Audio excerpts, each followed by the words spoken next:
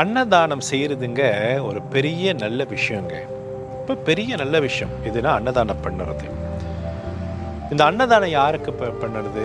மனிதர்களுக்கு பண்ணுறது, மிருகத்துக்கு செய்கிறது, செடி கொடிகளுக்கும். அதுக்கும் இந்த தண்ணி ஊற்றுற பேரும் அன்னதானம் தான். ஆனால் மனிதனுக்கு செய்கிறது ஒரு நல்ல விஷயம், அது ஒரு பக்கம் இருக்கட்டும். மிருகத்துக்கும் செய்யுங்க. எங்கெங்கே இந்த நாய்கள், பூனைகள் மற்ற மிருகத்தை வளர்க்குறார்களோ அங்கே சாப்பாடு வாங்கி கொடுங்க. அப்படி சாப்பாடு வாங்கி கொடுக்கும் பொழுது நீங்கள் ரொம்ப நல்லா இருக்கலாங்க. ஆனால் அதுக்கும் சாப்பிடணும்ல. அந்த அன்னதானம் வந்துங்க, அந்த அன்னதானம் செய்தாலே, அவங்களுக்காக சாப்பாடு போட்டாலே நீங்கள் வாழ்க்கையில் வந்து நல்லா வளர்ந்து போவீங்க.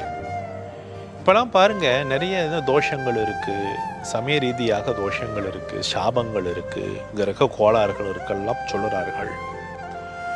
இதுக்கு சுலபமான வழி என்னது தெரியுதுங்களா? அன்னதானம் பண்ணுறது. சரி, யாருக்கு அன்னதானம் பண்ணுறது? எறும்புக்கு ஒரு பிடி சர்க்கரை சீனி எடுத்து போட்டுருங்க, அது சாப்பிடும். கோடிக்கணக்கான எறும்பு சாப்பிடும். குருவிகளுக்கு சோளம், அரிசி இதெல்லாம் கொடுங்க, அவங்களுக்கும் அன்னதானம். அப்புறம் நாய் பூனைக்கெல்லாம் அந்த வளர்க்குற இடத்த எடுக்கும்.